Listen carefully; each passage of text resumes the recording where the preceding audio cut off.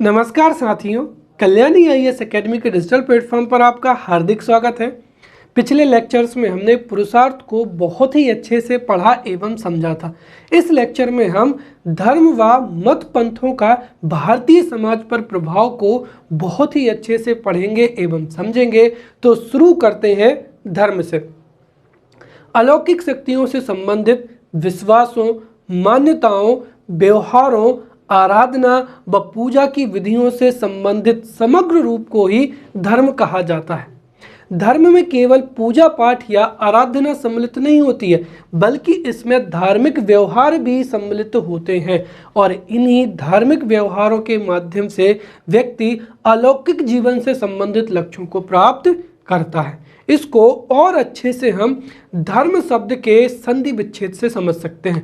दरअसल जो धर्म शब्द है वह ध्रा धातु से मिलकर बना है और जो ध्रा धातु है उसका अर्थ होता है धारण करना, बनाए रखना या पुष्ट करना। इसका तात्पर्य है कि जो तत्व संपूर्ण संसार के जीवन को धारण करता है, जिसके बिना संसार में व्यक्ति की स्थिति संभव नहीं है, जो सब कुछ को या सभी कुछ को संयमित या सुव्यवस्थित बनाए रखता है, वही क्या है? धर्म है। इसीलिए हमारे शास्त्रों में कहा गया है कि धारयति इति धर्मे, अर्थात जो धारण करता है वही क्या है? धर्म कहलाता है। इसके साथ ही यहाँ पर धर्म के 10 लक्षण भी बताए गए हैं। तो भारतीय शास्त्रों के अनुसार धर्म के लक्षणों के संदर्भ में कहा गया है, अथ हिंसा क्षमा सत्यम, अथ हिंसा क्षमा सत्यम, हीन श्रद्धेयम संयमा, ध्यान मिज्जा तपो ध्यानम धर्म साधनम। अर्थात धर्म के ये 10 लक्षण होते हैं, जो कि है अहिंसा, क्षमा, सत्य, लज्जा, श्रद्धा, इंद्रिय संयम, दान, यज्ञ, तप और क्या हो जाएगा? ध्यान हो जाएगा। तो इस तरीके से हम कह सकते हैं कि वे सभी तत्व जो संपूर्ण संसार के जीवन को धारण करता है, जिसके बिना संसार में व्यक्ति की स्थिति संभव नहीं होती तथा जिससे सभी कुछ संयमित एवं सुव्यवस्थित बना रहता है, वही धर्म कहलाता है। अब हम जो है धर्म की परिभाषाओं को समझेंगे। लेकिन धर्म को अगर हम पाश्चात्य दार्शनिकों की बात करें या समाजवादियों की बात करें तो उन्होंने धर्म को अलग रूप से परिभाषित किया है और भारतीय दर्शन में धर्म को अलग रूप से परिभाषित किया गया है। अब अगर एग्जाम्स में प्रश्न आ जाए तो हमारे पास में धर्म की जो है परिभाषाएं, 1 या 2 जो परिभाषाएं वो जरूर से जरूर याद होनी चाहिए, राइट। तो इसीलिए हम यहाँ पर धर्म की परिभाषाएं देखेंगे। तो पाश्चात्य दर्शन के अनुसार धर्म की परिभाषा, जिसमें किंग्सले डेविड ने कहा है कि धर्म मानव समाज की एक ऐसा सार्वभौमिक, स्थायी या शाश्वत तत्व है जिसे समझे बिना समाज के रूप को बिल्कुल भी समझा नहीं जा सकता है। वहीं जेम्स फ्रेयर क्या कहते हैं, राइट। तो जेम्स फ्रेजर के अनुसार में धर्म से तात्पर्य मनुष्य से श्रेष्ठ उन शक्तियों की संतुष्टि अथवा आराधना करने से है जिनके बारे में व्यक्तियों को यह विश्वास हो जाता है कि वे प्रकृति और मानव जीवन को नियंत्रित करती हैं तथा उन्हें मार्ग दिखाती हैं। यह परिभाषा जेम्स फ्रेजर ने दी है। तो वहीं दुर्खीम के अनुसार देखें तो दुर्खीम के अनुसार धर्म पवित्र वस्तुओं से जुड़े हुए विश्वासों और कर्म कांडों की एक संगठित व्यवस्था है। धर्म पवित्र वस्तुओं से जुड़े विश्वासों और कर्म कांडों की एक संगठित व्यवस्था है जो अपने से संबंधित लोगों के विश्वास और कर्मकांड के माध्यम से एक अखंड नैतिक समुदाय में जो है संगठित कर देता है। तो हम यहाँ पर पाश्चात्य दर्शन के रूप में इन 3 परिभाषाओं को याद रख सकते हैं। वहीं अगर भारतीय दर्शन के अनुसार देखें तो डॉक्टर राधाकृष्ण को हम जो है देख सकते हैं। तो डॉक्टर राधाकृष्ण के अनुसार जिन सिद्धांतों के अनुसार हम अपना दैनिक जीवन व्यतीत करते हैं तथा जिनके द्वारा हमारे सामाजिक संबंधों की स्थापना होती है, उन्हें ही क्या कहा जाता है, धर्म कहा जाता है। और धर्म जीवन का सत्य है और यही हमारी वृत्ति को निर्धारित करने वाली शक्ति है। इसके साथ ही अगर हमारे धर्म ग्रंथों की बात करें तो गोस्वामी तुलसीदास जी ने रामचरितमानस में कहा है, परहित सरस धर्म नहीं माही, राइट, अर्थात दूसरों का हित करना ही सबसे बड़ा धर्म होता है। अर्थात तुलसीदास जी ने कहा है कि हमें समाज में अपने लिए नहीं, दूसरों के परोपकार के लिए जीवन व्यतीत करना चाहिए। और परहित अर्थात दूसरों का हित ही सबसे बड़ा क्या है, धर्म है। वही महाभारत में कहा गया है कि आरंभो न्याय युक्तो या सा धर्म इति स्मृता न्याय वस्तु अधर्म इति एतत् शिष्टासु नाशनम। अर्थात धर्म वही है जो न्यायपूर्ण है तथा अन्याय ही क्या है, अधर्म है। तो यहाँ पर जो न्यायपूर्ण है वही क्या कहलाता है, धर्म कहलाता है, राइट। और इसके साथ ही जो पाश्चात्य दर्शन है, दरअसल अगर हम देखें तो जो पाश्चात्य दर्शन है वो धर्म को अलौकिक वस्तुओं से जोड़ता है।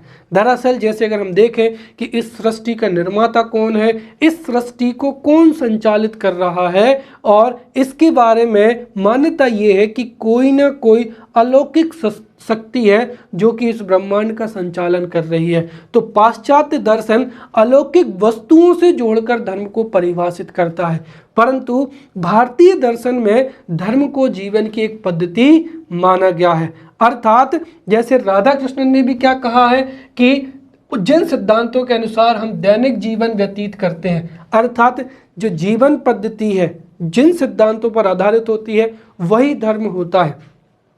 या फिर हम पीवी काणे के भी यहाँ पर कोट कर सकते हैं, राइट, जो कि धर्म को एक जीवन पद्धति बताते हैं। तो पीवी काणे के अनुसार धर्म एक धारणा या आस्था नहीं है, यह जीवन की विधि या आचरणों की क्या है, व्यवस्था है, जो कि व्यक्ति के रूप में तथा समाज के एक सदस्य के रूप में जीवंतता प्रदान करता है।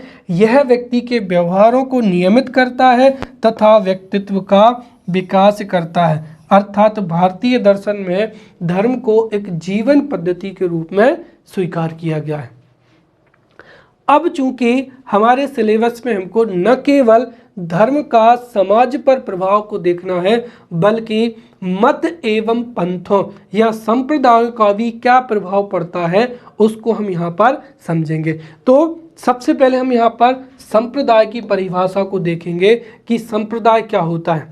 जैसे कोई भी एक बहुत बड़ा क्या होता है, धार्मिक समुदाय होता है, उसी धार्मिक समुदाय के जो छोटे भाग होते हैं या छोटे समूह होते हैं एक विशिष्ट विचारधारा से संबंधित, उन्हें ही हम संप्रदाय या मत पंथ कहते हैं। तो यहाँ पर अगर हम संप्रदाय को देखें तो एक ही धर्म की अलग अलग परंपरा या विचारधारा को मानने वाले, राइट। जैसे बौद्ध धर्म जो है या बौद्ध धर्म है या इस्लाम धर्म है या ईसाई धर्म है या हिंदू धर्म है, वो एक विचारधारा जो आकर क्या होती है, दो विचारधाराओं में बट जाती है। तो एक ही धर्म की अलग अलग परंपरा या विचारधाराओं को मानने वाला वर्ग या फिर किसी विशेष मत या किसी विशेष विचारों को मानने वाला जो समूह होता है उसे ही हम क्या कहते हैं, संप्रदाय कहते हैं। या हम कह सकते हैं कि किसी भी धर्म का या किसी धर्म को मानने वाले लोगों का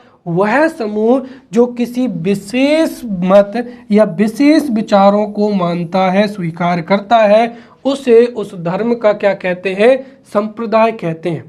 और जो संप्रदाय है इनकी स्थापना महापुरुषों ने की है और इन्हें भौगोलिक आधार, आर्थिक आधार एवं आनुवंशिक समस्याओं के आधार पर इनको स्थापित किया गया है। तो कुल मिलाकर जो संप्रदाय है वह एक धार्मिक, राजनीतिक या दार्शनिक विश्वास प्रणाली का क्या है, एक उपसमूह होता है, राइट।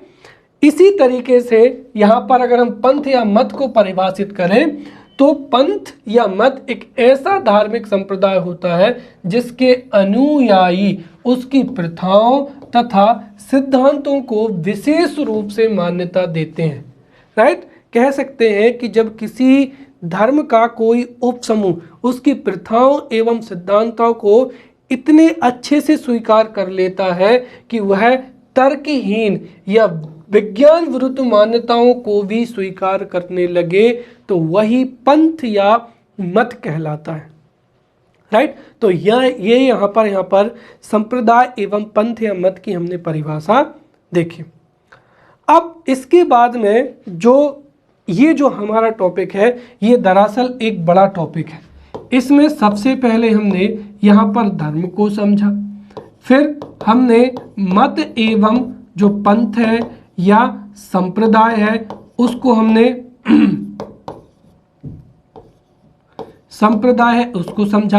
इसके साथ ही अब हम यहाँ पर जो धर्म के गुण हैं, धर्म की विशेषताएं हैं या धर्म के विशेष तत्व हैं उनको समझेंगे। उसके बाद में हम जितने भी धर्म हैं, राइट, उसके जितने भी मत संप्रदाय हैं उनके बारे में पढ़ते हुए हम उनके समाज पर प्रभाव को पढ़ेंगे ताकि आप मानसिक रूप से तैयार हो जाएं। और ये जो हमारा लेक्चर है ये थोड़ा लंबा होने वाला है, राइट, जिसको हम 2 या 3 पार्टों में पढ़ेंगे। तो अभी हमने धर्म की परिभाषा पढ़ ली है, मत पढ़ ली है, संप्रदाय पढ़ ली है। अब हम यहाँ पर समग्र रूप से धर्म से संबंधित जो कुछ कंसेप्ट हैं या संकल्पनाएं हैं उनको अच्छे से समझते हैं। अब हम समझते हैं कि धर्म के तत्व क्या है, राइट। तो धर्म के तत्व क्या है या धर्म का निर्माण किन तत्वों से होता है, राइट, ये भी बहुत महत्वपूर्ण है। हो सकता है कि ये प्रश्न सीधा परीक्षा में पूछा जाए। इसके साथ ही जब हम उत्तर लिखेंगे तो एक तरीके से हमारे पास में सटीक तरीके से जब हम समाज पर प्रभाव को समझाएंगे तो पहले हमें पता तो होना चाहिए कि किस धर्म के तत्व क्या होते हैं और उनकी वजह से समाज पर क्या प्रभाव होता है। तो हम यहाँ पर समझते हैं धर्म के तत्वों को। किसी भी धर्म के कौन कौन से तत्व होते हैं या कोई भी धर्म किन किन सिद्धांतों पर, किन परंपराओं पर, किन विचारों से और किन तत्वों से निर्मित होता है, दरअसल ये एक जटिल प्रश्न है जो कि धर्म विशेष पर भी क्या होता है, निर्भर करता है। अर्थात हर एक धर्म के अलग अलग तत्व होते हैं, परंतु अगर सभी धर्मों में अगर हम कुछ कॉमन तत्वों को देखें तो वो ये होते हैं। सबसे पहला हो जाएगा यहाँ पर धार्मिक व्यवहार या एक विशेष व्यवहार हो जाएगा। जब कोई धार्मिक समूह, जब व्यक्तियों का एक समूह विशेष धार्मिक कर्तव्यों का या धार्मिक व्यवहारों का पालन करता है तो वह उस धर्म को क्या करता है, प्रदर्शित करता है। और वर्तमान में ये बड़ा प्रासंगिक भी है क्योंकि आपको पता है सबरीमाला का केस चल रहा है, राइट, और भी अन्य ऐसे खबरें आप सुन रहे होंगे कि जो है वो मुस्लिम सड़कों पर नमाज पढ़ते हैं, राइट, जो है मदरसे हैं उन पर या जो मस्जिद हैं उन पर लाउड स्पीकर लगे होते हैं। इसके जो बदले हैं उसमें हिंदू समाज सड़कों पर हनुमान चालीसा पढ़ रहा है। तो कुल मिलाकर इस तरीके की वर्तमान समय में अगर देखें तो हर एक व्यक्ति को धर्म की स्वतंत्रता तो है, लेकिन वो अपनी धर्म की स्वतंत्रता का पालन किन स्थितियों में और कहां पर करता है ये देखने योग्य बात है, राइट। और सबरीमाला का केस भी चल रहा है, जैसे आपने सुना होगा आर्टिकल 24 और आर्टिकल 26। आर्टिकल जो 14 है और आर्टिकल 15 है वो समानता का अधिकार देता है, अर्थात संविधान के समक्ष पुरुष और महिला दोनों ही क्या है, समान है। और जो महिलाएं हैं वो अगर हम देखें तो सभी धर्मों की महिलाओं को अपने धार्मिक स्थल या किसी धार्मिक रीति रिवाज को करने में जो है उन पर प्रतिबंध होता है, इसलिए महिलाएं भी जो है इसका विरोध कर रही हैं, राइट। और वहीं पर जो धार्मिक संगठन है उनके पास में भी अनुच्छेद 26 के तहत स्वतंत्रता है, जिसके तहत कोई भी व्यक्ति धार्मिक कर्तव्यों का या धार्मिक संगठनों का प्रबंधन कर सकता है, राइट। तो ये एक तरीके से कंट्राडिक्शनरी हो जाते हैं, इसीलिए यहाँ पर ये देखने वाली बात है कि कौन कौन से जो है धार्मिक तत्व होते हैं। सुप्रीम कोर्ट इसकी व्याख्या करेगा तो वही देखेगा कि कोई भी विशेष धर्म है उसके धार्मिक व्यवहार क्या है, उस आधार पर जो है फैसले दिए जाएंगे, राइट। तो किसी भी अगर कोई धर्म है तो उस धर्म से संबंधित विशेष क्या होगा, धार्मिक व्यवहार होगा। दूसरा ये होगा कि सर्वोपरि शक्ति में हर एक धर्म के जो व्यक्ति हैं या अनुयायी हैं वो अपने धर्म से संबंधित किसी सर्वोपरि शक्ति, अलौकिक शक्ति, ईश्वर, परमपिता परमेश्वर, भगवान, गॉड, अल्लाह, इन सब में क्या करते हैं, विश्वास करते हैं। तीसरा, कर्म कांड में भी उनको विश्वास होता है, अर्थात जो धार्मिक समूह होते हैं वो अपने धर्म से संबंधित अगर कोई भी पूजा पाठ, आराधना या धार्मिक व्यवहार को करेंगे तो उन्हें अलौकिक जीवन से संबंधित जो लक्ष्य हैं उनकी पूर्ति की जो है अपेक्षा भी होती है। फिर अगला है प्रकृति की सत्ता के प्रति आभार व्यक्त करना। हर एक धर्म में जो प्रकृति की सत्ता है उसको भी ईश्वर के रूप में समाहित किया गया है। फिर धार्मिक संस्तरण हो जाएंगे। फिर कुछ व्यवहारों पर जो है रोक या निषेध भी होती है, चाहे वो दुर्व्यसन हो या फिर मदिरापान पर रोक हो, मांस पर रोक हो। हर एक धर्म में किसी विशेष क्रियाकलाप, किसी विशेष जो है खाद्य पदार्थ हो जाएगा, कोई विशेष पद्धति हो जाएगी, उस पर रोक होती है। एवं हर एक धर्म का जो संबंध है वो गाथाओं एवं मिथकों से होता है, राइट। तो अगर किसी धार्मिक, यदि कि कोई धर्म विशेष है तो मुख्य रूप से ये है कि लगभग ये सभी या इनमें से कुछ अधिक या कुछ कम जो है वो गुण जो है वो हमेशा पाए जाते हैं। अब हम धर्म की विशेषताओं को समझते हैं। तो धर्म की विशेषताएं समझते हैं। सबसे पहला तो वही बिंदु हो जाएगा कि प्रत्येक धर्म में अलौकिक सत्ता, अलौकिक वस्तु, अलौकिक व्यक्ति या अलौकिक शक्ति में विश्वास किया जाता है, राइट। तो प्रत्येक धर्म में या तो कोई अलौकिक व्यक्ति होगा जिसका अनुसरण किया जाएगा, हो सकती है कोई अलौकिक वस्तु या अलौकिक सत्ता एवं अलौकिक शक्ति में जो है विश्वास करना, ये धर्म की विशेषता है। दूसरा क्या है कि जो धर्म है, धर्म संबंध धार्मिक व्यवहारों का स्वरूप एवं धर्म संबंध धार्मिक व्यवहारों का पालन करना। तीसरा हो जाएगी पवित्रता की धारणा। प्रत्येक धर्म में पवित्रता को अति उच्च माना गया है, राइट। फिर अगला हो जाएगा यहाँ पर संवेगात्मक भावनाओं से संबंधित होता है। फिर प्रत्येक धर्म में कुछ कार्यों की, कुछ भोज्य पदार्थों की, कुछ क्रियाकलापों की, पेय पदार्थ है, खाद्य पदार्थ है, राइट, उनका अनुज्ञा या निषेध होता है और उस धर्म के अनुसार उन क्रियाओं को, उन व्यवहारों को अमल में लाना, करना, उस पर पूरी तरीके से प्रतिबंध होता है। फिर शुद्ध रूप से सामाजिक एवं सांस्कृतिक होना धर्म की विशेषता होती है, या हम ये कहें कि किसी भी समाज के सामाजिकरण में या सांस्कृतिक उन्नयन में धर्म महत्वपूर्ण भूमिका निभाता है। फिर विशेष धार्मिक सामग्री और विशेष धार्मिक प्रतीक होते हैं, राइट। धार्मिक सामग्री में हो सकता है कि धार्मिक स्थल हो, धार्मिक पुस्तकें हो, राइट, धार्मिक चिन्ह हो, धार्मिक प्रतीक हो इत्यादि। फिर धार्मिक स्तर होता है और सबसे महत्वपूर्ण यह है दार्शनिक पक्ष। प्रत्येक धर्म का एक दार्शनिक पक्ष होता है और दूसरा क्या होता है, धार्मिक व्यवहार होते हैं, या जिसको हम कह सकते हैं कि व्यवहारिक क्या होता है, पक्ष होता है।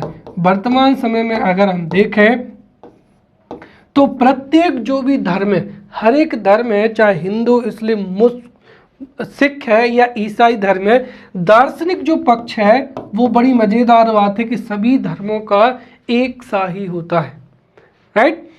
सभी जो है वो सत्य की बात करते हैं, अहिंसा की बात करते हैं, राइट।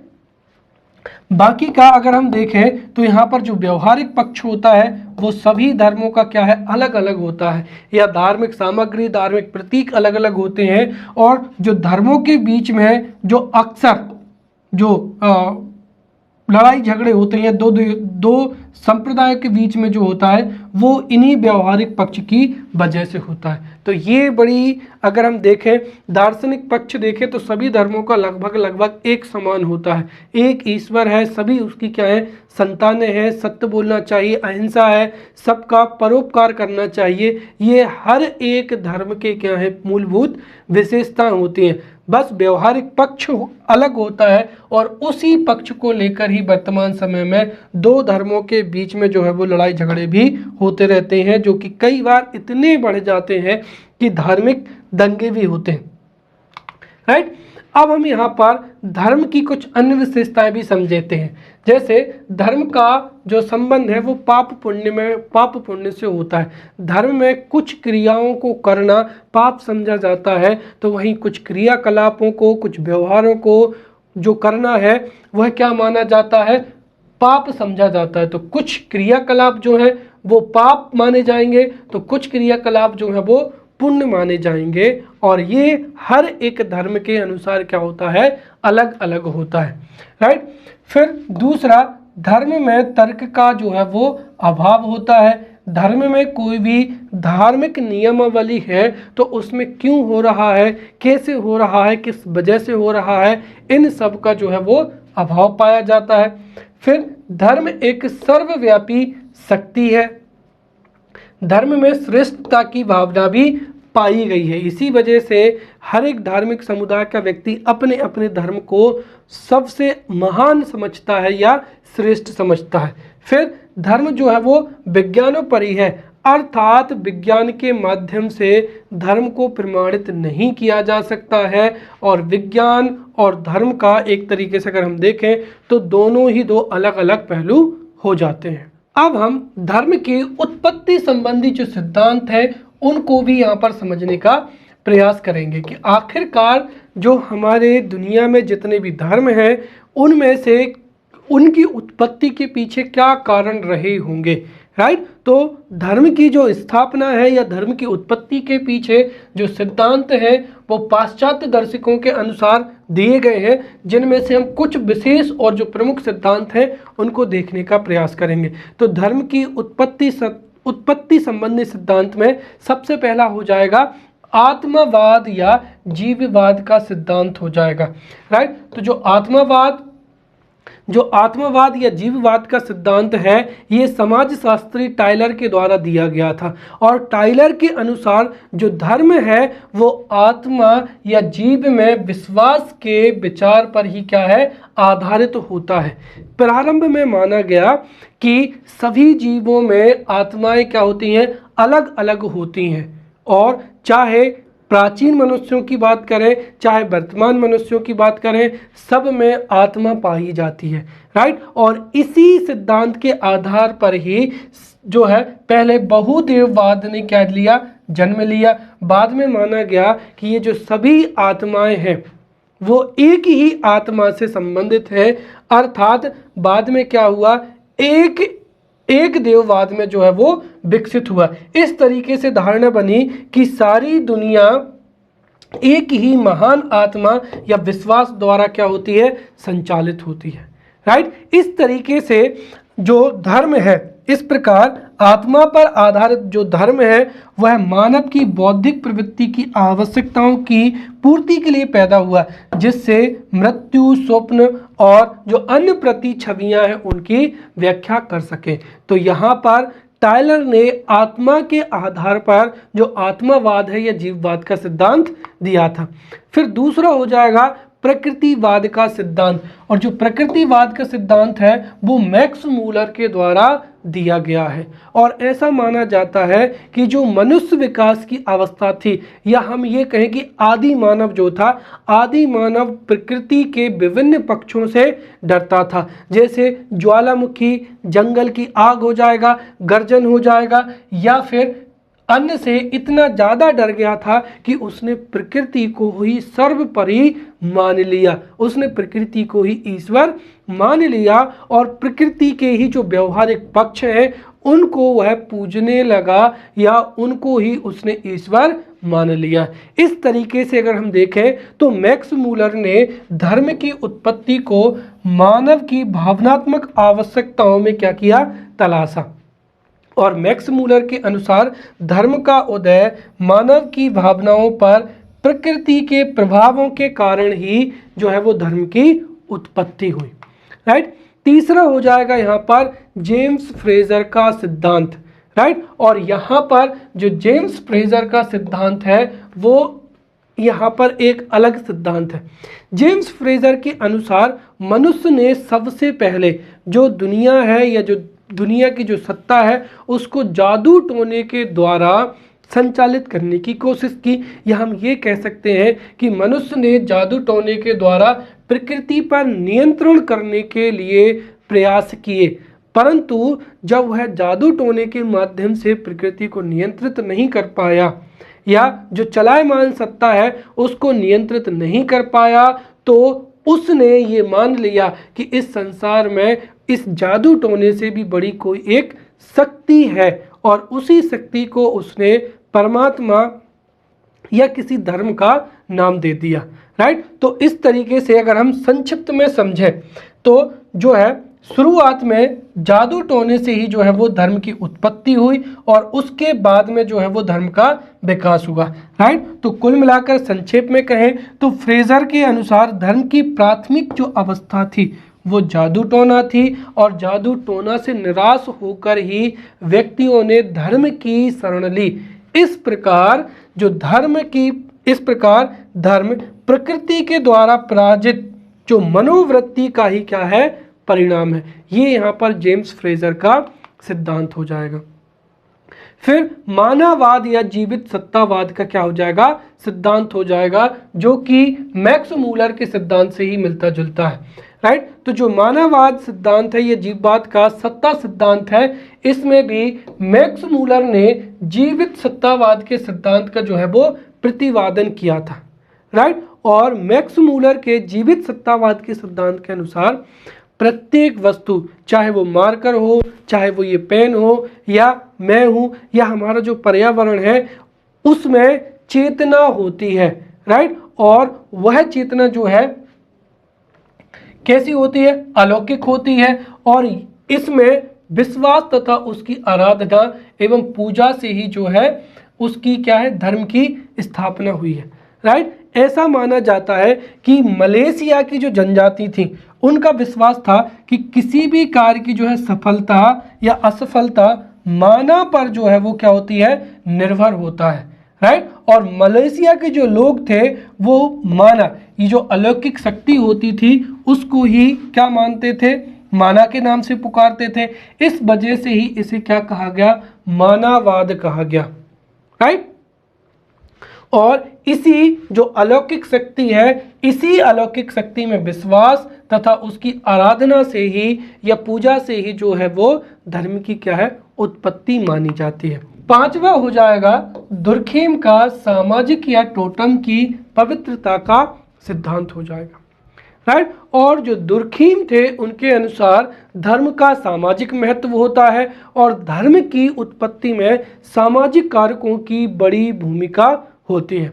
दुर्खेम के अनुसार जो धर्म है वह पवित्र वस्तुओं अथवा पक्षों से संबंधित होता है और इनसे संबंधित विश्वास की एक बद्ध व्यवस्था है जिसका आधार क्या है, सामूहिक चेतना का प्रतीक होता है। दुर्खेम ने ऑस्ट्रेलिया में एक अध्ययन किया था और ऑस्ट्रेलिया की जो अरुंटा जनजाति थी उसके अध्ययन में उन्होंने पाया कि टोटम की पवित्रता को अपवित्रता से दूर रखने के लिए ही विभिन्न संस्कारों, उत्सवों एवं आचरणों को जन्म दिया गया। इस तरीके से जो है धर्म की उत्पत्ति हुई। इसे दुर्खेम का सामाजिक या टोटम की पवित्रता का सिद्धांत कहा जाता है। तो ये जो इतना जो भाग था हमने यहाँ पर, जिसमें हमने यहाँ पर धर्म के तत्व, फिर धर्म की विशेषताएं, धर्म की अन्य विशेषताएं और धर्म की उत्पत्ति से सिद्धांत और धर्म की परिभाषा, ये हमने एक तरीके से धर्मों के जो कॉमन तत्व हैं उनको समझने के लिए हमने यहाँ पर देखा। अब अगर हम देखें तो भारत में जो महत्वपूर्ण जो जितने भी धार्मिक समुदाय हैं, तो भारत के धार्मिक समुदाय में पहला हो जाएगा हिंदू धर्म, बौद्ध धर्म, जैन धर्म पारसी धर्म, सिख धर्म, इस्लाम धर्म और क्या हो जाएगा, ईसाई धर्म हो जाएगा।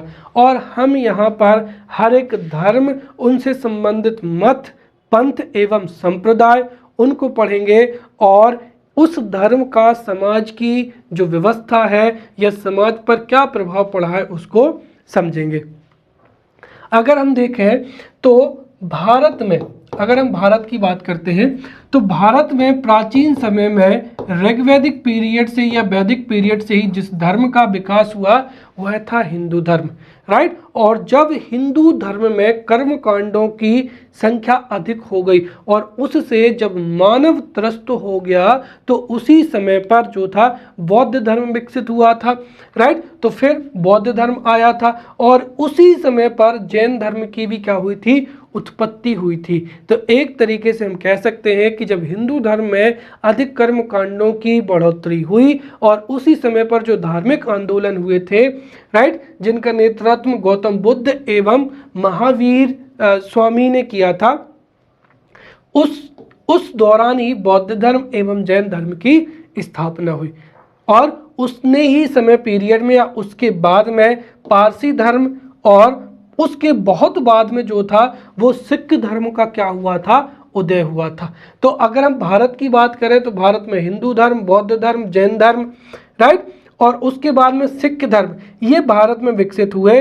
और जब भारत में मुस्लिम आक्रमणकारी भारत आए तो उनके आगमन से ही पारसी धर्म, इस्लाम धर्म का क्या हुआ, विकास हुआ, राइट। और अंतोगत्वा जब यूरोपियंस भारत आए तो भारत में ईसाई धर्म का क्या हुआ, आगमन हुआ।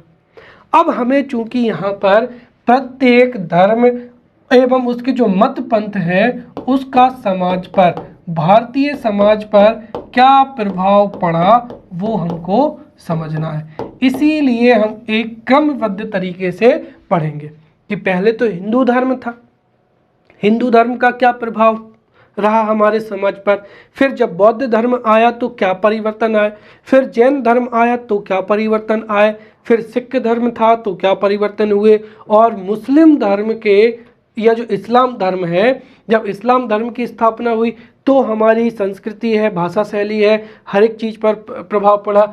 वैसे ही जब यूरोपियंस भारत में आए तब भी हर एक जो है हमारी भाषा शैली हो जाएगी, स्थापत्य हो जाएगी, कला स्थापत्य हो जाएगी, कला एवं साहित्य हो जाएगा, राइट। उसके बाद में जो सामाजिक पक्ष हो जाएंगे उनमें परिवर्तन हुआ है। तो इस तरीके से हम एक क्रमबद्ध तरीके से जो सभी धर्म है उनके भी मत पंथ है और उनका समाज पर क्या प्रभाव रहा उनको अच्छे से पढ़ते चलेंगे, समझते चलेंगे। तो सबसे पहले हम बात करते हैं यहाँ पर हिंदू धर्म की, और हिंदू धर्म को सनातन धर्म माना जाता है, राइट। तो हिंदू धर्म को सनातन धर्म माना जाता है। उसका कारण ये है कि हिंदू धर्म की उत्पत्ति के कोई स्पष्ट प्रमाण नहीं है। ऐसा माना जाता है कि हिंदू धर्म प्रारंभ से ही चला आ रहा है, इसीलिए हिंदू धर्म को सनातन धर्म कहा जाता है। तो हिंदू धर्म के बारे में हम पढ़ते हैं, फिर मत पंथों के बारे में समझेंगे, उसके बाद में समाज पर उसके प्रभाव को समझेंगे।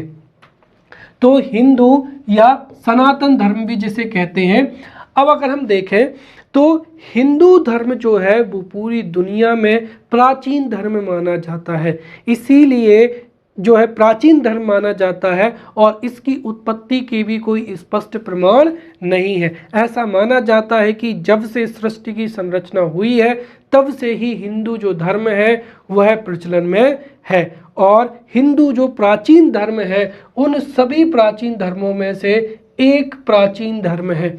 और इसके जो प्रमाण है वो आज से लगभग अगर हम देखें तो 5000 साल पहले, या फिर हम ये कहें कि जो हड़प्पा सभ्यता थी या सिंधु सभ्यता थी, इसमें भी हमें हिंदू धर्म के प्रमाण माने जाते हैं, राइट। तो हिंदू धर्म की उत्पत्ति के जो प्रमाण है वो सिंधु सभ्यता या हड़प्पा सभ्यता में हमें प्राप्त होते हैं। और जो हड़प्पा सभ्यता थी, हड़प्पा वासी शिव एवं शक्ति की पूजा करते थे, जिस वजह से यहाँ पर शिवलिंग एवं जो शक्ति है उसकी भी मूर्तियां जो है वो हड़प्पा सभ्यता या सिंधु सभ्यता से प्राप्त होती हैं। इसके साथ ही आर्यों के आने से लगभग 3000 या जो 2000 ईसा पूर्व है, इतने लंबे समय से जो है वो हिंदू धर्म जो है विकसित हो रहा था या चला आ रहा था। इसीलिए समय के अनुसार इसमें काफ़ी परिवर्तन भी होते गए और यही कारण है कि हिंदू धर्म जो है वो बहुत लंबे समय से चला आ रहा है। इस वजह से हिंदू धर्म में अधिक भिन्नता भी है। राइट। अब अगर हम देखें तो हिंदू धर्म का जो स्रोत है वो कोई एक पवित्र पुस्तक नहीं है। राइट। हिंदू धर्म का स्रोत जो है वो कोई एक पवित्र पुस्तक नहीं है और ना ही कोई एक व्यक्ति हिंदू धर्म की स्थापना या हिंदू धर्म के संस्थापक के रूप में प्रसिद्ध है। राइट। हिंदू धर्म में कई देवी देवताएं हैं, कई धार्मिक पुस्तकें हैं, कई विचारधाराएं हैं, कई मत हैं एवं कई पंथ हैं। राइट। ऐसा लगता है कि सब कुछ जो है वो हिंदू धर्म से ही क्या होता है निकलता है और अंततः हिंदू धर्म में ही क्या होता है समाहित हो जाता है। हिंदू धर्म में न केवल कई पंथ हैं, कई विचारधाराएं हैं, कई धार्मिक पुस्तकें हैं, तो कई आपसी विरोधाभास भी पाए जाते हैं। राइट। और इसके साथ ही हिंदुओं में कई जो चीज़ें हैं वो समान रूप से भी पाई जाती हैं। राइट। और यहाँ पर जो हिंदू धर्म में एक बहुत बड़ा क्या है पवित्र साहित्य भी प्राप्त होता है और इसी पवित्र साहित्य से हमें हिंदू धर्म के बारे में पूर्ण रूप से जानकारी प्राप्त होती है। और हिंदू धर्म का जो साहित्य है उसमें वेद हो जाएंगे। राइट। उसके बाद में उपनिषद हो जाएंगे, तो वेदों में यजुर्वेद हो जाएगा, सामवेद हो जाएगा, अथर्ववेद हो जाएगा। राइट। उपनिषद में गीता, महाभारत, धर्मशास्त्र हो जाएंगे, पुराण हो जाएंगे, दर्शन हो जाएंगे। राइट। आदि ये हिंदू धर्म के पवित्र धार्मिक साहित्य हैं। राइट। जिनसे हमें हिंदू जीवन पद्धति, हिंदू से संबंधित जो रीति रिवाज हैं, जो अलौकिक सत्ता है, ईश्वर है, भगवान है, उनके बारे में हमें जानकारी प्राप्त होती है। राइट। और इसके साथ ही ये धार्मिक मुद्दों पर भी क्या करते हैं विचार करते हैं। राइट। इसके साथ ही अगर हम भारतीय दर्शन की बात करें तो भारतीय दर्शन के अनुसार हिंदू धर्म न होकर एक जीवन क्या है पद्धति है। तो हिंदू धर्म जीवन की एक बहुत अच्छी पद्धति है और हिंदू धर्म की विशेषता ये है कि हिंदू धर्म जो है, हिंदू धर्म का दार्शनिक पक्ष भी क्या है बहुत ही अधिक मजबूत है। राइट। हिंदू धर्म का दर्शन अगर आपको समझना हो तो आप इस दुनिया के बारे में हर एक चीज के बारे में जान पाएंगे। राइट। इसके साथ ही हिंदू धर्म की जो कुछ अवधारणाएं हैं वो हिंदू धर्म की केंद्रीय अवधारणाएं भी हैं जिनको हम पहले ही पढ़ चुके हैं। जैसे हिंदू धर्म में जो है यज्ञों को महत्व दिया गया है। राइट। ऋण हो जाएंगे, महायज्ञ हो जाएंगे, पुरुषार्थ हो जाएंगे। राइट। 4 पुरुषार्थ हो जाएंगे, 16 संस्कार हो जाएंगे, 4 आश्रम हो जाएंगे। राइट। और हिंदुओं के जीवन का जो अंतिम लक्ष्य मोक्ष, ये सब जो अवधारणाएं हैं वो हिंदू धर्म की बहुत महत्वपूर्ण अवधारणाएं हैं। इसके साथ ही यहाँ पर हिंदू धर्म को एक कर्तव्य के रूप में माना गया है और व्यक्ति को जाति, लिंग और उम्र के अनुसार भी जो उसको धर्म दिया गया है उसके अनुसार भी व्यवहार करना चाहिए। राइट। और हिंदू धर्म में जो कर्म का सिद्धांत भी है वह भी बहुत ही महत्वपूर्ण सिद्धांत है। कर्म सिद्धांत के अनुसार व्यक्ति जैसा कर्म करता है वैसा ही वह भोगता है। अगर व्यक्ति अच्छा कार्य करेगा तो उसको जो अगला जीवन मिलेगा वह भी अच्छा मिलेगा और बुरा कार्य करेगा तो उसको अगला जीवन भी बुरा मिलेगा। राइट। इस तरीके से हिंदू धर्म के ये कुछ विशेष क्या है अवधारणाएं हैं। राइट। अब हम यहाँ पर हिंदू धर्म के जो मत, पंथ या संप्रदायों के बारे में चर्चा करेंगे। राइट। ऐसा माना जाता है अगर हम हिंदू धर्म को समझने का प्रयास करें तो हिंदू धर्म में जो शक्तिशाली है वो क्या हो जाएंगे त्रिदेव हो जाएंगे। राइट। और वो त्रिदेव हैं ब्रह्मा, विष्णु और महेश या क्या हो जाएंगे, शिव हो जाएंगे। राइट। हिंदू धर्म की जो मुख्य अवधारणा है उनके अनुसार ये जो त्रिदेव है यही इस सृष्टि के उत्पत्तिकर्ता, संचालक एवं संहारक माने जाते हैं। और ये त्रिदेव जो है इनकी उत्पत्ति जो है उसके प्रमाण नहीं है। राइट। जैसे ब्रह्मा जी की जो है, ब्रह्मा जी ने इस सृष्टि की क्या की है, रचना की है। और इस सृष्टि के जो रचना करता है या रचयिता है वो ब्रह्मा जी हैं। वहीं विष्णु इस जगत के क्या है, पालनहार है या इस जगत के क्या है, संचालन करता है। तो शिव जो है वो संहारक की भूमिका में है, अर्थात जो भी इस सृष्टि में जन्म लेता है, राइट, उसको एक तरीके से नष्ट करने का जो दायित्व है वह शिव शंकर भगवान का है। राइट। तो ये जो त्रिदेव है ये यहाँ पर ब्रह्मा जी सृष्टि की रचना करते हैं, विष्णु जी उसका पालन करते हैं और शंकर भगवान उसका संहार कर देते हैं। राइट। और इसके साथ ही जो अवतारवाद की अवधारणा है, राइट, अवतारवाद की अवधारणा के अनुसार जो ईश्वर है वह पृथ्वी पर क्या करता है, जन्म लेता है ताकि हम सबको जो है वो जीवन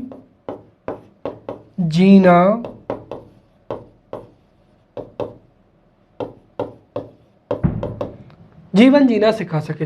कुल मिलाकर अगर हम देखें तो हिंदू धर्म में कई देवी देव हैं और अगर ऐसे अगर हम देखें तो यहाँ पर कर्मकांडों पर ध्यान नहीं देना है, लेकिन फिलॉसफी ये है कि ये तीन देव जो हैं वो सृष्टि की रचना, पालन एवं संहारक के लिए संहार करते हैं। राइट। और वहीं पर ये जो तीनों देव हैं ये इस सृष्टि के संचालन के लिए अवतार भी लेते हैं। जब कभी भी मनुष्य जो है अपने मार्ग से भटक जाता है, अधर्म के रास्ते पर चलता है, तो श्री विष्णु भगवान जो है वो जन्म लेते हैं और बार बार मनुष्य को जीवन जीना सिखाते हैं। राइट। और उनके अवतारों में जो दो अवतार हैं, एक हो जाएगा राम अवतार और दूसरा क्या हो जाएगा, कृष्ण अवतार। राइट। वो बहुत ही क्या है, महत्वपूर्ण है। राइट। तो यहाँ पर राम भगवान ने आकर ये बताया कि कैसे त्याग, तपस्या और मर्यादा से जो है जीवन जिया जा सकता है। तो वहीं कृष्ण भगवान ने बताया कि धर्म को रखकर ही जो है वो जीवन व्यतीत करना चाहिए। राइट। तो ये एक तरीके से यहाँ पर हिंदू धर्म की जो है मूल संरचना को हम मान सकते हैं। और इसको बताने के पीछे का जो तर्क है वो ये है कि आप जो जितने भी संप्रदाय हैं उसको भी समझ सकें। एक तरीके से जो संप्रदाय या जो भारत में जो लोग शंकर भगवान को अपना इष्ट देव मानते हैं उनसे जुड़ा जो धार्मिक समुदाय वो शैव संप्रदाय कहलाया। राइट। और शंकर भगवान की जो पत्नी है आदि शक्ति,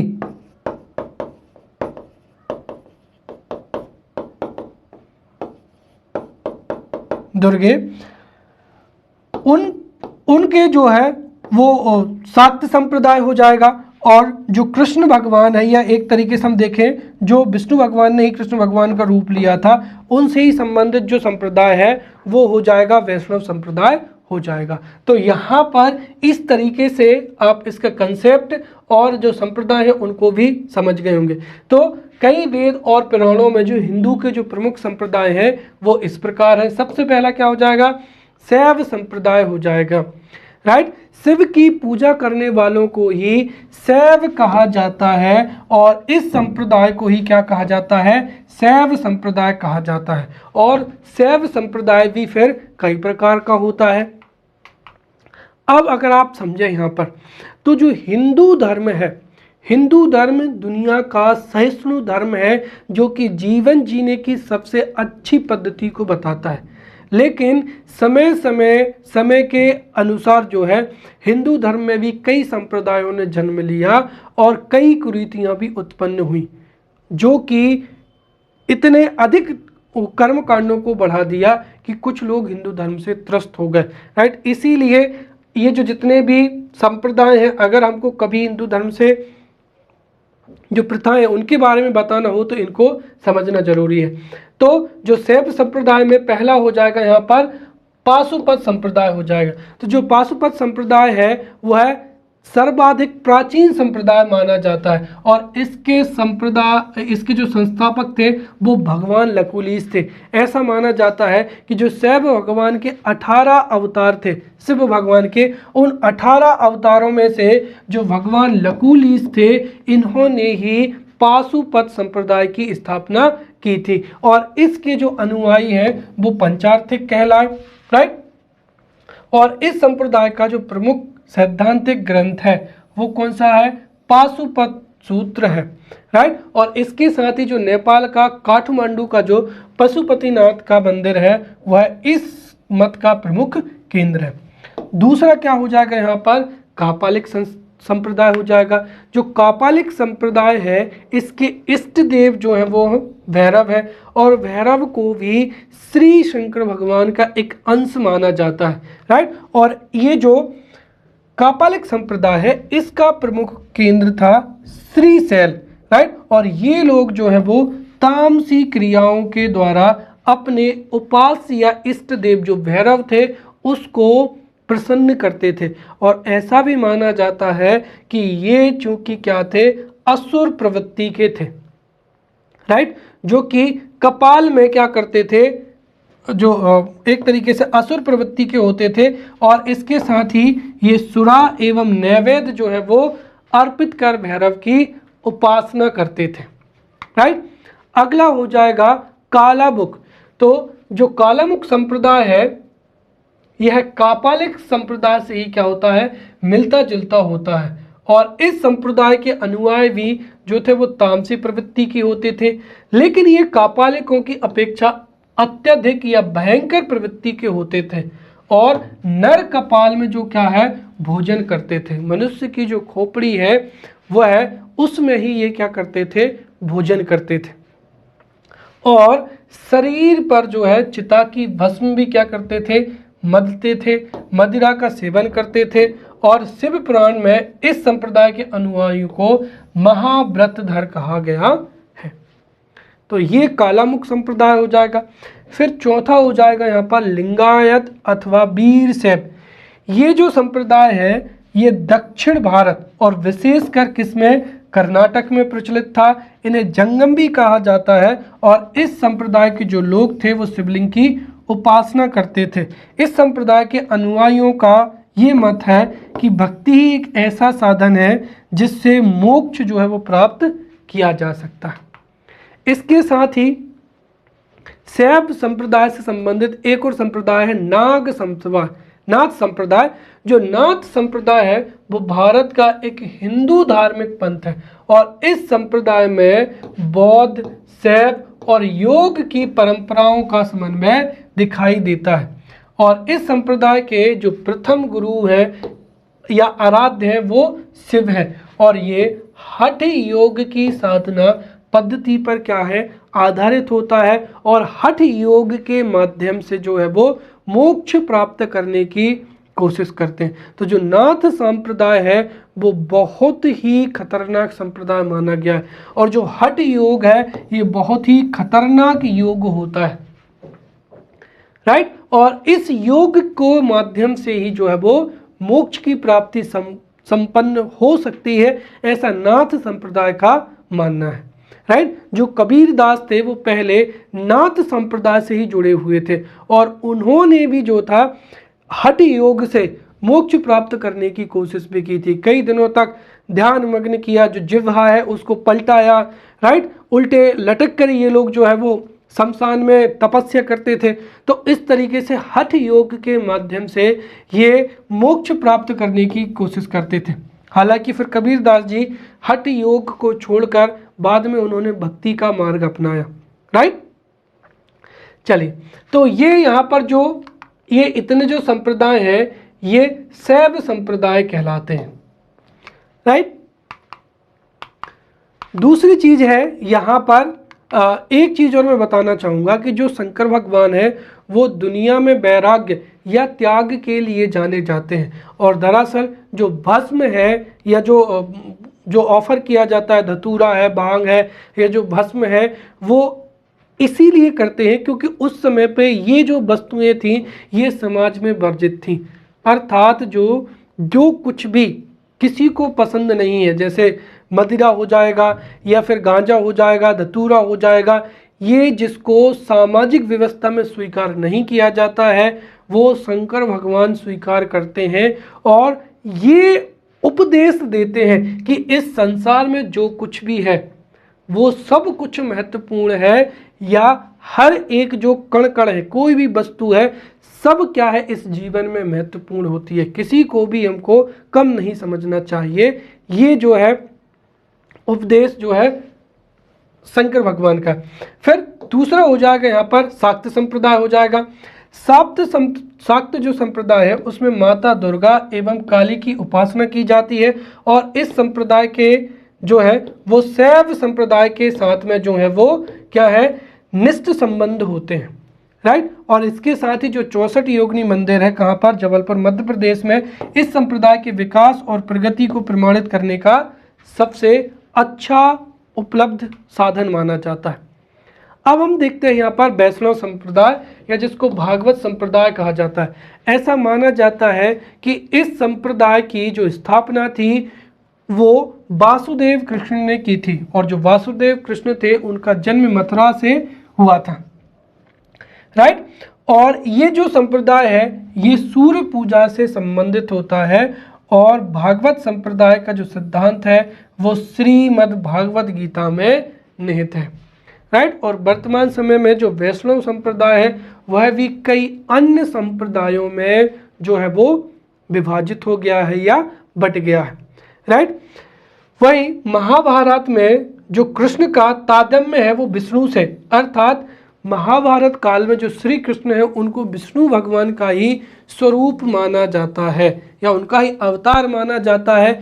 इसीलिए जो कृष्ण भगवान के अनुयायी होते हैं उनसे संबंधित जो संप्रदाय है वह वैष्णव संप्रदाय कहलाता है, राइट। और दक्षिण भारत में इस संप्रदाय का जो विस्तार था वो अलवार संतों ने किया था, जिनकी संख्या कितनी है, 12, राइट। और अंडाल जो है महिला संत का भी उल्लेख मिलता है जिसको दक्षिण की मीरा भी कहते हैं। तो ये यहाँ पर हिंदू धर्म के जो प्रमुख क्या थे, हमने यहाँ पर संप्रदायों के बारे में समझा।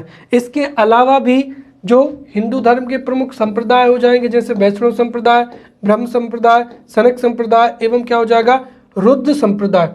अब इनसे संबंधित जो है मत, हिंदू धर्म के जो मत है जैसे विशिष्टाद्वैत हो जाएगा, द्वैतावाद हो जाएगा, द्वैतवाद हो जाएगा और शुद्धाद्वैतवाद हो जाएगा।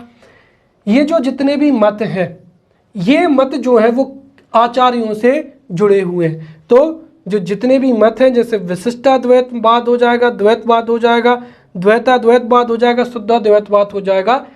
तो यहाँ पर विशिष्टाद्वैत जो मत है उसका जो संस्थापक है वो आचार्य रामानुजाचार्य हो जाएंगे। फिर द्वैतावाद के कौन हो जाएंगे, माधवाचार्य। फिर द्वैताद्वैतवाद के निम्बकाचार्य और शुद्धाद्वैत के कौन हो जाएंगे, बल्लवाचार्य हो जाएंगे, जो कि विशिष्टाद्वैत था 12वीं शताब्दी में, फिर द्वैतवाद 13वीं शताब्दी में, फिर द्वैताद्वैतवाद 13वीं शताब्दी में और जो शुद्धाद्वैतवाद है 15वीं से 16वीं शताब्दी में हुआ था। और इसके बारे में आपने बहुत अच्छे से एथिक्स की क्लास में भी पढ़ा होगा।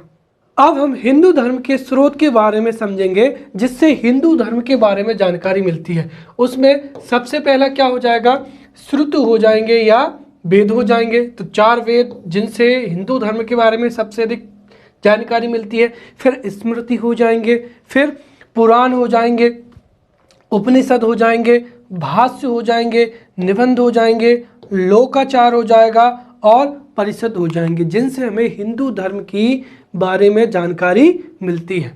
अब हम यहाँ पर हिंदू धर्म की जो मूलभूत विशेषताएं हैं या जो मौलिक सिद्धांत है या जो मूल गुण है उनके बारे में देखते हैं। सबसे पहला तो हिंदू धर्म में आत्मा की अमरता को माना गया है और गीता में श्री कृष्ण भगवान ने भी कहा है कि कभी भी आत्मा अमर होती है। जो आत्मा है वो केवल और केवल एक शरीर से दूसरे शरीर में स्थानांतरित होती है, आत्मा हमेशा अमर होती है। तो आत्मा को अमर जो है वो हिंदू धर्म में माना गया है।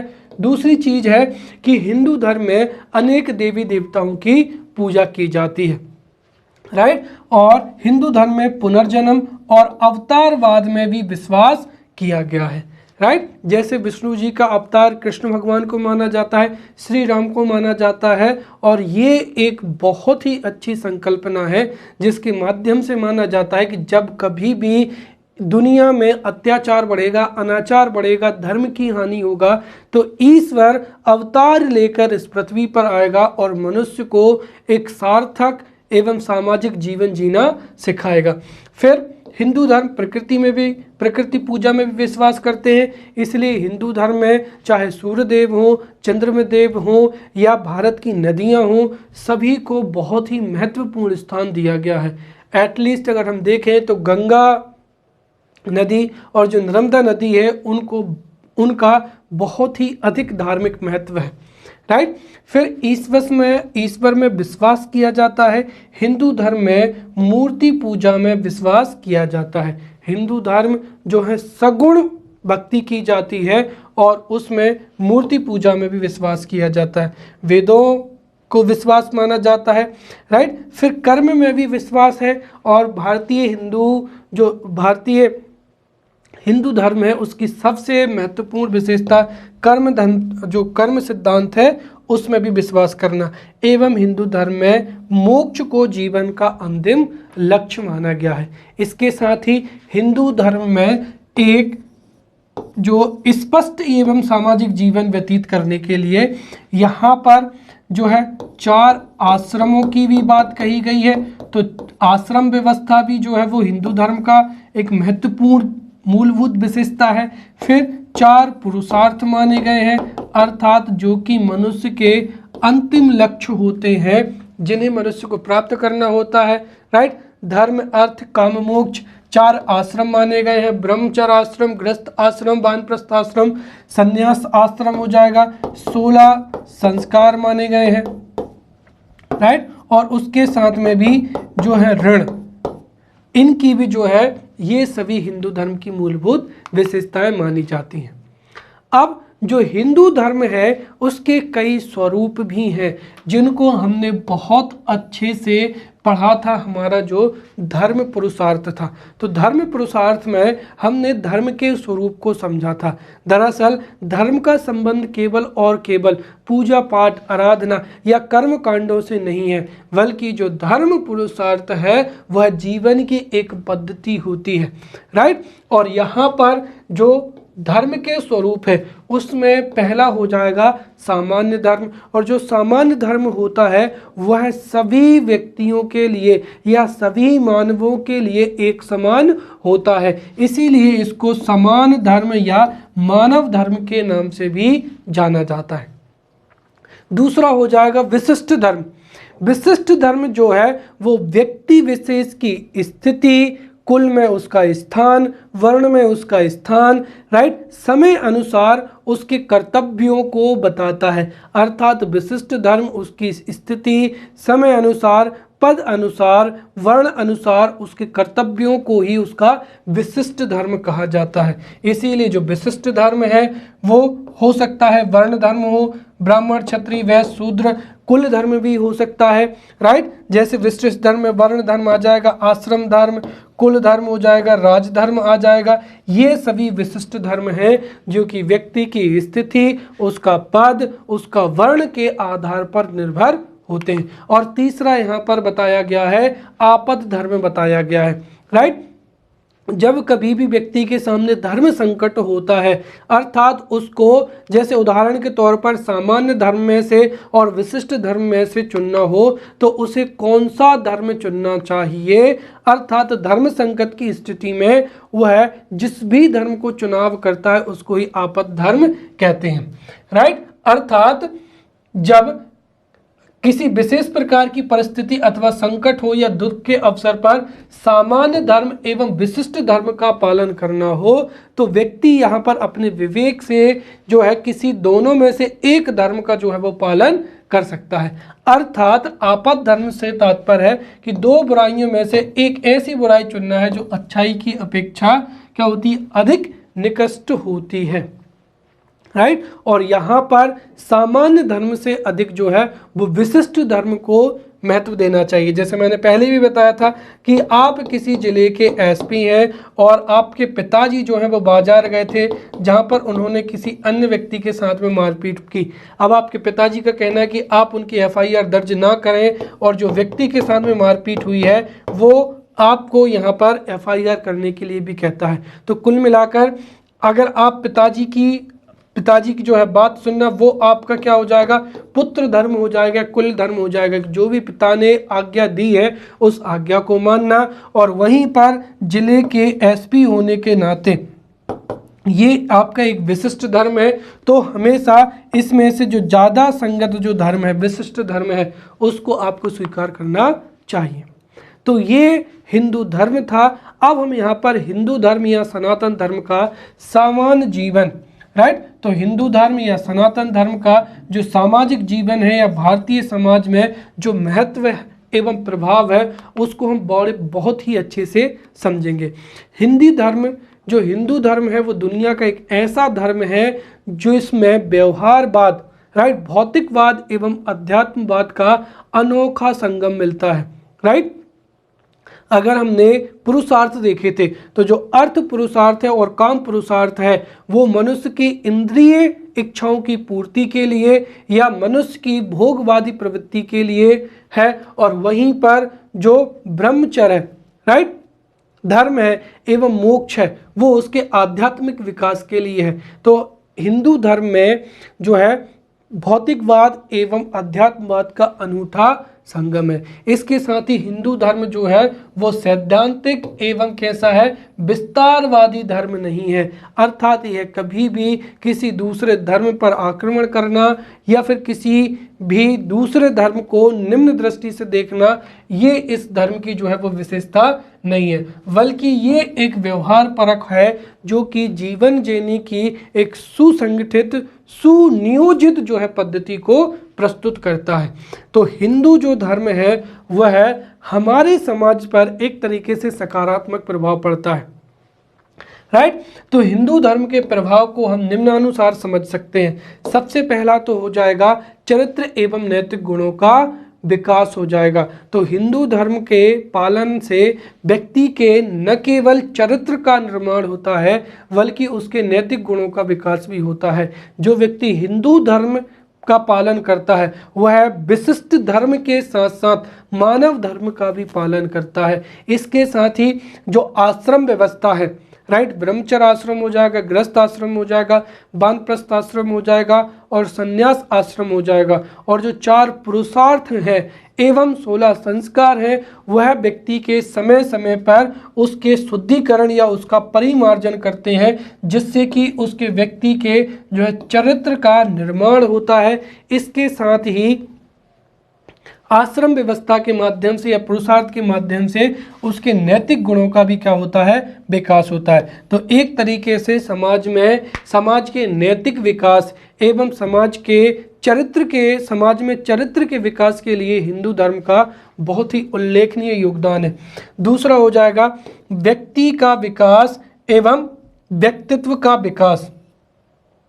ये दरअसल यहाँ पर 2 बार लिखा गया है, तो क्या हो जाएगा, व्यक्तित्व का विकास हो जाएगा।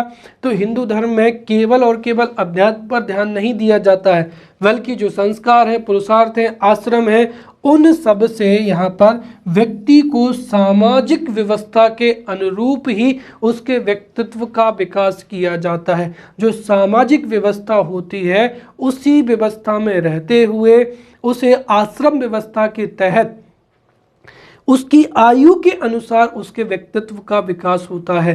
जिस आयु में उसको जिस तरीके से व्यवहार करना चाहिए उस व्यवहार हेतु आश्रम व्यवस्था में ढालते हुए उसके व्यक्तित्व का विकास किया जाता है। जैसे बाल्यावस्था से लेकर 25 वर्ष की आयु तक वह अपने ज्ञान का अर्जन करता है, राइट, संयम को बरतता है, अपनी इंद्रियों को नियंत्रित करता है, राइट, और ताकि वह गृहस्थ आश्रम में प्रवेश कर सके एवं इसके लिए उसका व्यक्तित्व का विकास हो सके। राइट, तीसरा हो जाएगा यहाँ पर आवश्यकताओं की पूर्ति हो जाएगी। हिंदू धर्म के द्वारा जो व्यवस्था विकसित की गई है, राइट, उसके द्वारा या हिंदू धर्म के द्वारा जो विकसित व्यवस्था है उसने समाज के सभी सदस्यों को अपनी आवश्यकताओं को पूरा करने का अवसर दिया है। राइट, जहां पर व्यक्ति सामान्य धर्म के माध्यम से चारित्रिक एवं नैतिक गुणों का विकास करने में सहायता मिलती है, तो वहीं अगर हम देखें जो कर्म है उसको कार्य करने के लिए भी क्या होती है, प्रेरणा मिलती है।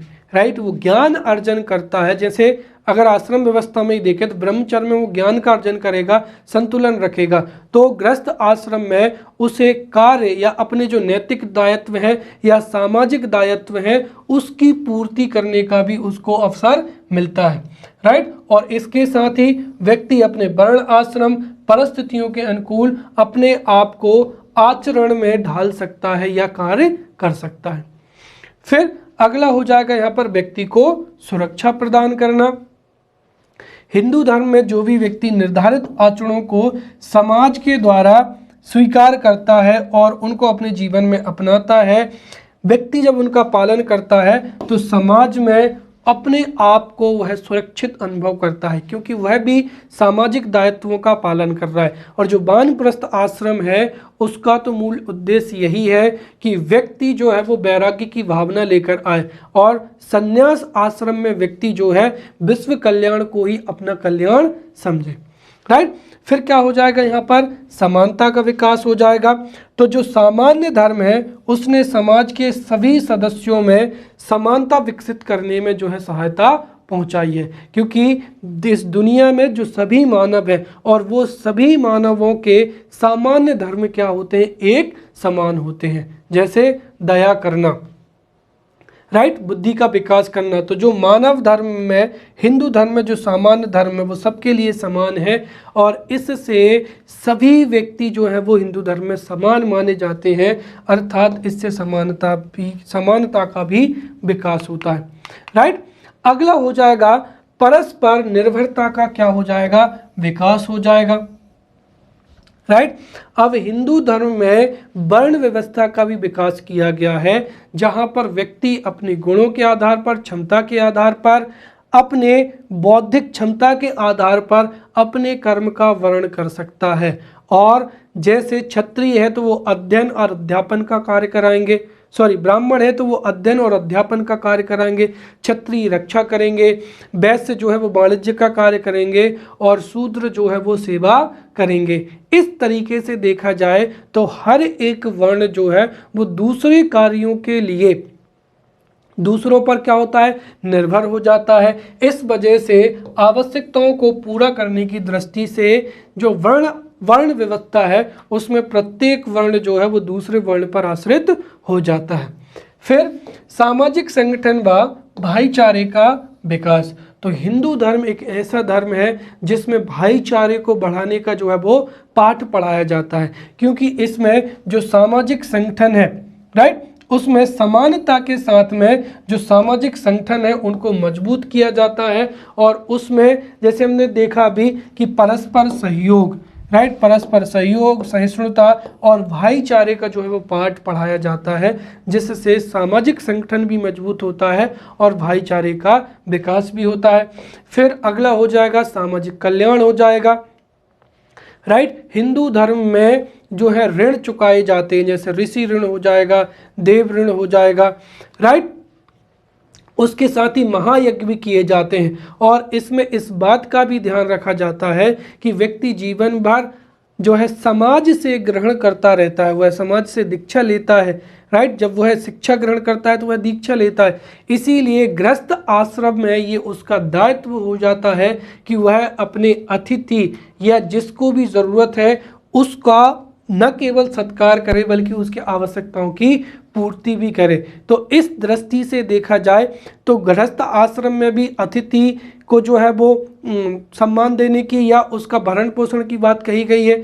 वहीं जो संन्यास आश्रम है उसमें भी एक तरीके से समाज के कल्याण को ही अपना कल्याण मानने की बात कही गई है। अर्थात जो हिंदू धर्म है वो समाज में एकता, शांति और सुरक्षा का विकास करता है। इस तरीके से सामाजिक जो कल्याण का भाव है वो हिंदू धर्म में निहित है। फिर असामाजिक जो दुष्प्रवृत्तियां हैं उनका दमन।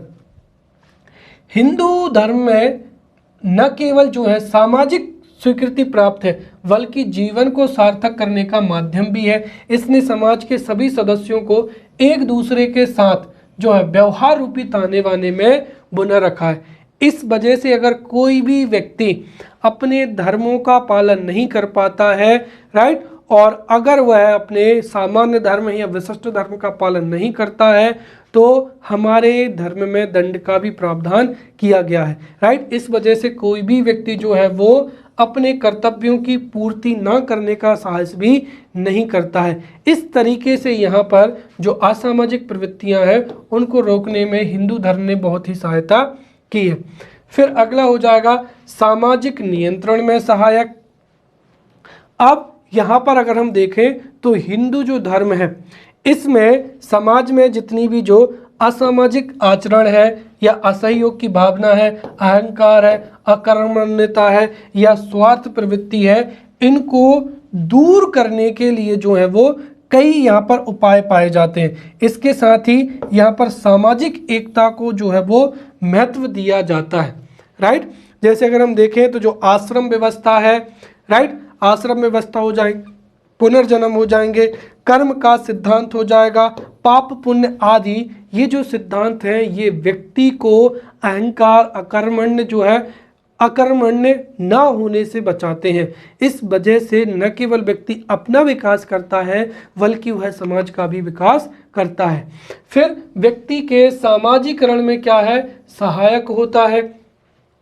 तो जो हिंदू धर्म है वह एक जीवन पद्धति के तौर पर व्यक्ति के सामाजिकरण में महत्वपूर्ण भूमिका निभाता है। इसके साथ ही संस्कृति की सुरक्षा एवं क्या हो जाएगा, हस्तांतरण हो जाएगा। तो भारतीय जो धर्म है इसमें संस्कार है और उन संस्कारों के माध्यम से व्यक्ति को प्रशिक्षण दिया जाता है कि वह संस्कार संपन्न भी करता चला जाए, अपने सामाजिक दायित्वों की पूर्ति भी करे एवं अपनी संस्कृति की सुरक्षा करते हुए उसका हस्तांतरण करे। इसी वजह से जो है गर्भधारण हो जाएगा, गर्भधारण संस्कार हो जाएगा, पुंसवन संस्कार हो जाएगा एवं जो गृहस्थ आश्रम है उसको महत्व दिया गया है ताकि व्यक्ति समाज के संचालन में भी अपनी भूमिका निभा सके। तो यहाँ पर संस्कृति की सुरक्षा एवं हस्तांतरण का जो प्रशिक्षण है वो पुरुषार्थ एवं जो आश्रम व्यवस्था है वो देते हैं। इसके साथ ही हमारे जो है देश में विदेशी आक्रमण या अन्य धर्मावलंबियों ने भारतीय जो हिंदू संस्कृति पर कई बार जो है प्रहार किया है। इसके बावजूद जो है वो भारतीय संस्कृति आज भी अपने मूल स्वरूप में बनी हुई है और पीढ़ी दर पीढ़ी उसका हस्तांतरण हो रहा है। फिर परिस्थितियों के साथ अनुकूलन करने की जो क्षमता है, राइट। हिंदू धर्म में सहिष्णुता पाई जाती है, इसीलिए हिंदू धर्म में न किसी व्यक्ति को धार्मिक कर्मकांडों के लिए जो है प्रताड़ित किया जाता है और ना ही एक तरीके से उस पर थोपा जाता है। व्यक्ति अपनी मर्जी के अनुसार ही हिंदू धर्म के जो पद्धतियां हैं उनको स्वीकार करता है और उनका पालन करता है। इसी वजह से कई बार हिंदुओं के सामने ऐसी भी स्थिति आई कि उनको धर्म परिवर्तन करने को कहा गया या फिर उन पर जो प्रहार हुए तब भी हिंदुओं ने उस जीवन पद्धति को बनाए रखने के लिए महत्वपूर्ण योगदान दिया। इस वजह से अगर हम देखें तो पहले मुस्लिम आक्रमणकारी, फिर जो ब्रिटिशर्स हैं उनके हमने कई अत्याचारों को झेला, उसके बावजूद भी जो है वो हिंदू धर्म की जो है संस्कृति आज भी क्या है, जीवित है, राइट। तो ये यहाँ पर एक तरीके से अगर हम देखें तो ये वर्तमान हम हिंदू धर्म की जो है सनातन हिंदू धर्म की चर्चा कर रहे हैं और हिंदू धर्म ने सामाजिकरण के लिए, समाज की सुरक्षा के लिए, संस्कृति की सुरक्षा के लिए अपना महत्वपूर्ण योगदान दिया। लेकिन हम ये भी कह सकते हैं कि अगर इसका नकारात्मक पक्ष देखें तो नकारात्मक पक्ष में भी कुछ चीज़ें हैं, जैसे समय के साथ साथ जो है धार्मिक कर्मकांड है, राइट। धार्मिक कर्मकांडों में भी क्या हुई है, बढ़ोतरी हुई थी। जैसे कि हमको पता है कि जो बौद्ध धर्म एवं जैन धर्म के आने से पहले जो ब्राह्मण वर्ग था, जो वर्ण व्यवस्था थी, वो भी बहुत बुरी तरीके से विकृत हो गई थी। इस वजह से ब्राह्मण वर्ग का वर्चस्व हो गया था और ब्राह्मण हर एक चीज़ के लिए, यज्ञ कराने के लिए, दान करने के लिए व्यक्तियों को प्रताड़ित करते थे। तो हिंदू धर्म में कर्मकांड जो है वो बहुत सारे क्या है, बढ़ गए हैं। राइट। वहीं दूसरी चीज़ ये है कि हमारे हिंदू धर्म में कई कुरीतियाँ भी विकसित हुई हैं। राइट, जिनकी वजह से भी, जैसे बाल विवाह हो जाएगा, राइट, बहुपत्नी विवाह हो जाएगा, राइट, सती प्रथा जैसी जो है, ये भी कहीं ना कहीं धर्म शास्त्रों की वजह से या धार्मिक कर्मकांडों की वजह से जो धार्मिक कुरीतियाँ हैं, जैसे विधवा विवाह ना होना, विधवा विवाह की जगह सती प्रथा को प्रोत्साहित किया गया, बाल विवाह हो जाएगा। राइट, तो ये सभी जो सामाजिक कुरीतियां हैं, इन कुरीतियां का भी क्या हुआ, विकास हुआ। राइट, इसके साथ ही हमारे जो धार्मिक ग्रंथ हैं, राइट, वो एक तरीके से मोक्ष की या संन्यास की बात करते हैं। इस वजह से कई बार व्यक्ति को अकर्मण्य भी बनाते हैं। राइट, और कुल मिलाकर अगर हम वर्तमान समय में देखें तो और भी कई कुरीतियाँ थीं। तो ये जो कुरीतियाँ हैं, जो जितनी भी कर्मकांडों की बढ़ना, कुरीतियों का बढ़ना, राइट, या फिर एक तरीके से जो धार्मिक पक्ष है उससे लगाव ना रखना, ये सभी हिंदू धर्म के नकारात्मक पक्ष हैं। और हिंदू धर्म में ऐसे कई परिवर्तन हैं जो कि स्वाभाविक हैं। हर एक धर्म की विचारधारा में परिवर्तन होता है, लेकिन ये है कि हिंदू धर्म में कट्टरवाद नहीं है। राइट, जैसे ही जो भी सामाजिक बुराइयां हैं, धार्मिक बुराइयां हैं, जब कभी भी आंदोलन हुए हैं हिंदू धर्म ने, या हिंदू धर्म में जो कुछ भी सुधार है, उन पर जो है आज भी जो है वर्तमान समय में सुधार जो है जारी है। राइट, चाहे वो नारी सशक्तिकरण की बात हो या फिर सती प्रथा को बंद कराने की बात हो, हर एक चीज में जब भी जो है धर्म रक्षकों ने या जो भी सामाजिक आंदोलनकारी हैं, उन्होंने धार्मिक जो विसंगतियों को दूर करने के लिए जो भी आंदोलन किए हैं वो सफल हुए हैं। यह हिंदू धर्म की जो है सहिष्णु प्रवृत्ति को भी दर्शाता है। राइट, तो कुल मिलाकर मैंने यहाँ पर आपको सकारात्मक पक्ष और नकारात्मक जो है पक्ष दोनों के बारे में मैंने आपको बहुत अच्छे तरीके से बता दिया है। अब चूंकि आपको लग रहा होगा कि हमने आश्रम व्यवस्था और पुरुषार्थ पढ़ लिए हैं, तो लगभग चीज़ें एक समान है। वो इसलिए है क्योंकि पहले अगर हम देखें तो जो हमारा समाज था वो हिंदू धर्म प्रधान क्या था, समाज था। अब अगर हम देखें तो ये एक तरीके से हमारा जो है हिंदू धर्म का जो है सामाजिक व्यवस्था हो जाएगी। अब जितने भी धर्म उदय होंगे उनसे हमारी समाज पर क्या क्या प्रभाव पड़े और वर्तमान समय में भी क्या क्या प्रभाव पड़ रहे हैं, उनको हम आने वाले लेक्चर्स में जो है वो बहुत अच्छे से समझेंगे। तो उम्मीद है आपको लेक्चर अच्छा लगा होगा। अगले लेक्चर में मिलते हैं, तब तक के लिए धन्यवाद।